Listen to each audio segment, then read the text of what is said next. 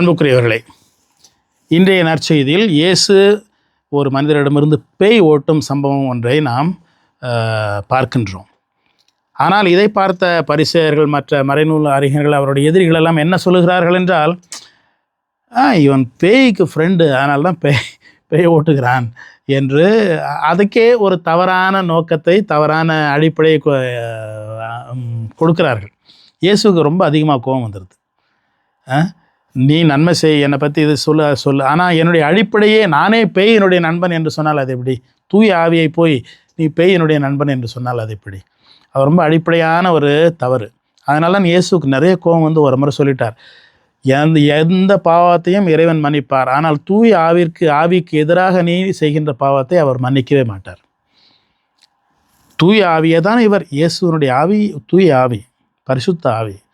அந்த ஆவியே நீ போய் இவர் பெயல்செபூலுடைய ஃப்ரெண்ட் என்று சொன்னால் எப்படி? அந்த அளவிற்கு சிலர் மற்றவர்களிடம் நன்மைகளை நாம் பார்ப்பதில்லை, தீயவற்றை மட்டும்தான் பார்க்கின்றோம். சில அறிவாளிகள் நம் மத்தியில் இருக்கிறார்கள். அவர்கள் சொல்லுவார்கள், இந்த பேய் பிசாசு இதெல்லாம் உண்மை கிடையாது, இதெல்லாம் வெறுமனே சைக்கலாஜிக்கல் ப்ராப்ளம் தான், அதெல்லாம் கிடையாது, இதெல்லாம் மூடத்தனம், இதெல்லாம் நம்பக்கூடாது, பேய் பிசாசுலாம் இல்லை அப்படின்னு சொல்லுவாங்க. நீங்கள் என்ன நினைக்கிறீங்க? பேய் பிசாசுலாம் இருக்குதுன்னு நினைக்கிறீங்களா? இயேசுவை கேட்டு பாருங்கள். இயேசுனுடைய வாழ்க்கையில் அவருடைய புதுமைகளில் பாதி வந்து பேய் ஓட்டுறது தான் அவருடைய வேலையாக செய்து கொண்டிருந்தார். விவிலியத்தை பார்க்கும் பொழுது தொடக்கத்திலிருந்து இறுதி வரை பேய் இருந்து கொண்டு தான் இருக்கிறது. சம்மனசுக்களும் இருக்கின்றன, பேய்களும் இருக்கின்றன, இறைவனும் இருக்கிறார், நாமும் இருக்கிறோம், நன்மையும் இருக்கின்றது, தீமையும் இருக்கின்றது. பேய் எப்பொழுதே யார் பார்த்துருக்குறீங்களா என்று நான் ஒரு கிளாஸில் பசங்கள்கிட்ட கேட்டுக்கிட்டு இருந்தேன். இல்லை ஃபாதர் அப்படின்னா. சரி, பேய் பார்க்கறதுக்கு உனக்கு ஆசையா என்று கேட்டேன். உடனே அவன் வந்து கொஞ்சம் துணிச்சலான பையன்தான். ஆமாம் ஃபாதர் அப்படின்னா. ரொம்ப ஈஸியாக, பேய் பார்க்குறதெல்லாம் கஷ்டமே கிடையாது, போய் கண்ணாடியை பாரு அப்படின்னு சொன்னேன் நான். அவன் சிரிச்சிட்டான். சிரிக்காத, சம்மனஸை பார்க்குறதுக்கு உனக்கு ஆசை உண்டா என்று கேட்டால், ஆமாம் ஃபாதர். சரி, திரும்பவும் போய் கண்ணாடியை பாரு என்று நான் சொன்னேன். ஆச்சரியமாக போய்விட்டது அந்த சிறுவர்களுக்கு. நான் தான் பேய், நான் தான் சம்மனஸா? அப்படி மட்டுமல்ல, நான் பேயும் சமரசும் போலவும் நான் சில சமயங்களில் நடந்து கொள்கிறேன். பேய், சம்மனஸ் இவர்களுக்கிடையில் வித்தியாசம் என்ன?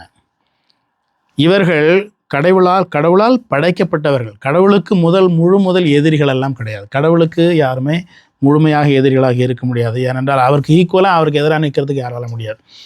இவர்கள் தாங்கள் பெரியவர்கள் என்று தாங்களாகவே பேற்றிக்கொண்டு கடவுளை மதிக்காமல் தங்களுடைய சொந்த வெறுப்புகளுக்காக நடந்து கொள்கிறார்கள் என்று ஒரு சிலர் இருக்கிறார்கள் இல்லையா? அவர்களைத்தான் நாம் லூசிஃபர், சாத்தான், பேய் என்றெல்லாம் சொல்லுகிறோம். ஆனால் லூசிஃபர், சாத்தான் இவர்களெல்லாம் நாம் பொதுவாக பார்ப்பதில்லை. அவர்கள் அடிக்கடி நம்ம வந்து சின்ன விஷயங்களுக்கெல்லாம் நம்ம தொந்தரவு பண்ணுறது கிடையாது. நாம் மற்றவர்களுக்கு வான தூதர்களாகவும் பொய்யின் தூதர்களாகவும் நம்மால் இருக்க முடியும். இதுதான் நாம் புரிந்து கொள்ள வேண்டிய உண்மை. ஏனென்றால் நாம் வெறுமனே உடல் மட்டும் கிடையாது, நாமும் ஆன்மாதான். ஒரு சம்மனஸை போல, ஒரு பேயை போல நமக்கும் ஆவி இருக்கிறது. அந்த ஆவி எப்பொழுது மற்றவர்கள் மேல் நன்மை செய்ய வேண்டும் என்று விரும்புகிறதோ, என்னுடைய ஆவி இன்னொருவருடைய ஆவியை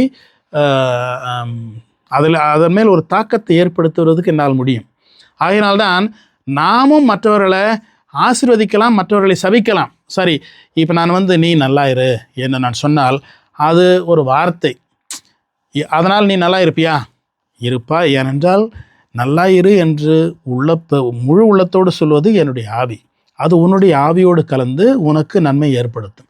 நீ நாசமாக போ என்று ஒரு பேயை போல நான் மற்றவனை சபிக்கும் பொழுது என்னுடைய ஆவியினுடைய இருக்கிற தீமை அடுத்தவனுடைய ஆவியையும் தாக்கத்தை ஏற்படுத்தி அவனுக்கும் தீங்கு செய்ய வாய்ப்பு இருக்கிறது. ஆகையினால்தான் நாம் மற்றவர்களை ஆசீர்வதிக்க வேண்டுமே ஒழிய அவர்களை சபிக்கக்கூடாது. ஏனென்றால் நாம் மற்றவர்களுக்கு சம்மனசுக்களாகவும் வான தூதர்களாகவும் அன்பின் தூதுவர்களாகவும் இருக்கவும் அழைக்கப்பட்டிருக்கிறோமே தவிர பேய்களாகவோ தீமை செய்கிறவர்களாகவோ இருக்க அழைக்கப்படவில்லை. God bless you.